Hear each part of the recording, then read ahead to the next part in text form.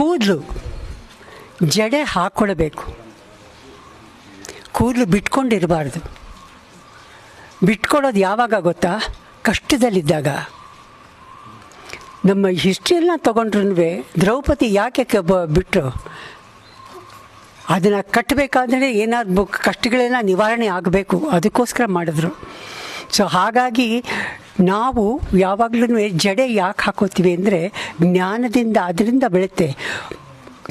ಸರಸ್ವತಿ, ಜ್ಞಾನ ಸರಸ್ವತಿ ನಮ್ಮ ಜಡೆಯಲ್ಲಿ ಗುಪ್ತವಾಗಿ 3ನೇ ಇದರಲ್ಲಿ ಇರ್ತಾಳೆ. ಸೊ ಅದು ನಮಗೆ ಜ್ಞಾನ ಕೊಡುತ್ತೆ. ಆಕೆನ ಹಿಡಿದಿಟ್ಬೇಕು ನಾವು, ಹಿಡಿದಿಟ್ಕೊಳ್ಬೇಕು ನಾವು.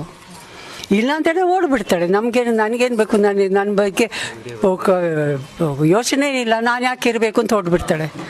ನೀವು ಜಡೆ ಹಾಕ್ಕೊಳ್ಳಿಲ್ಲ ಅಂದರೆ ಸರಸ್ವತಿ ಇರೋಕ್ಕೆ ಚಾನ್ಸಸ್ಸೇ ಇಲ್ಲ.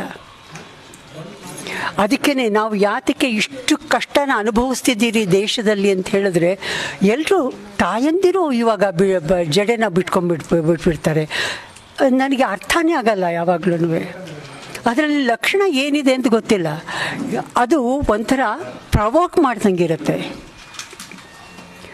ನಾವು ಗೌರವಿಸ್ಕೊಳ್ಬೇಕೇ ವಿನಃ ಒಬ್ಬ ಅಟ್ಯಾಕ್ ಮಾಡೋದಕ್ಕೋಸ್ಕರ ನಾವು ಇದು ಅಲಂಕಾರ ಮಾಡ್ಕೊಳ್ಳೋದಲ್ಲ.